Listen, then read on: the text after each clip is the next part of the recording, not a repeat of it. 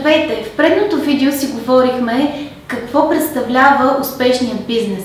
Сега ще ви разкажа как да привлечете клиенти във вашия сайт, така че да може да продава.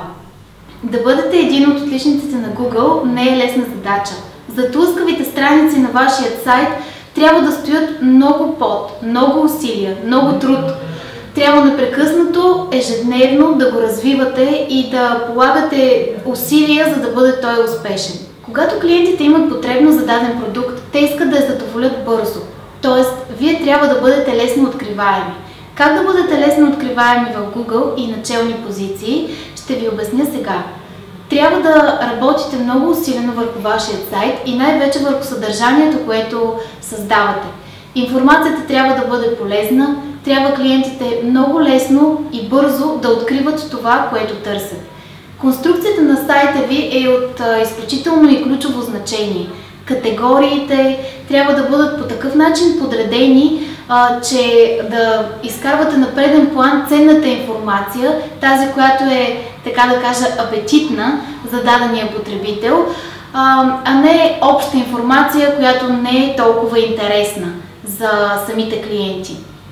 Тоест, казано накратко, оставете егото си вкъщи и не разказвайте толкова много за вашата фирма, за вашите успехи, за вашите награди или дипломи, а покажете вашите уникални продукти, вашите страхотни промоции и всичко това, което може да дадете на един клиент, за да се почувства специален.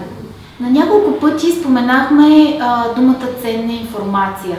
Какво имам предвид под това? Имам предвид, че всеки един сайт, който има възможност за създаване на статии, т.е. притежава новинарски блог, е добре да бъде развиван по този начин, като се пишат уникални съдържания. Google много оценя това, вашата уникалност, и по този начин ви класира по-напред в своите страници. Уникалните съдържания трябва да бъдат свързани с продуктите, които предлагате.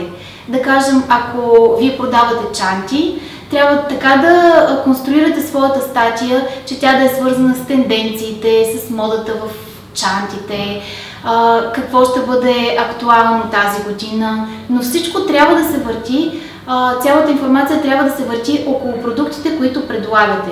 Не забравяйте да слагате ключови думи в всеки един текст.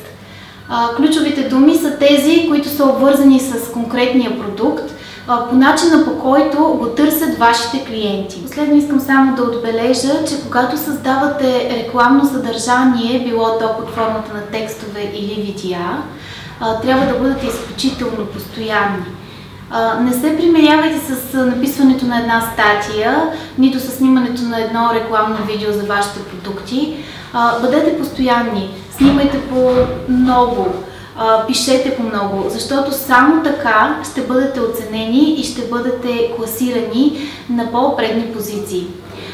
Другият начин да попаднете в началните места в Google е да рекламирате платено към Google.